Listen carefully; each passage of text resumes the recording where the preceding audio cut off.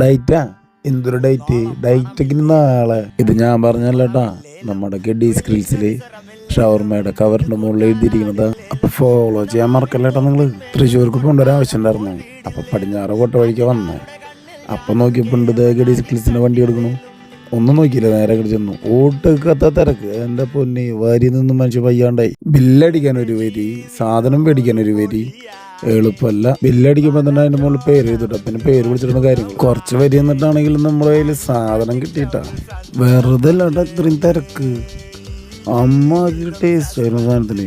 എൻ്റെ പൊന്ന്, ഒരു രക്ഷയില്ലാത്ത ഷവർമ്മ. പരമാവധി ഇവരെ സിഗ്നേച്ചർ ആയിട്ട് തന്നെ മേടിക്കട്ടാ.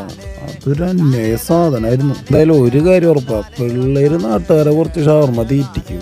കാരണം ഇത് ഒരു പ്രാവശ്യം കഴിച്ചോ പിന്നെ അവിടെ പോയിക്കൊണ്ടേയിരിക്കും. പോട്ട് പറഞ്ഞില്ലാന്ന് വേണ്ട, പടിഞ്ഞാറ് കോട്ടയം കല്യാണം 99 തൊട്ടപ്പുറത്ത് അവരെ വണ്ടി എടുക്കണം കേട്ടോ. ഫോളോ ചെയ്യാൻ മറക്കല്ലേട്ടാ.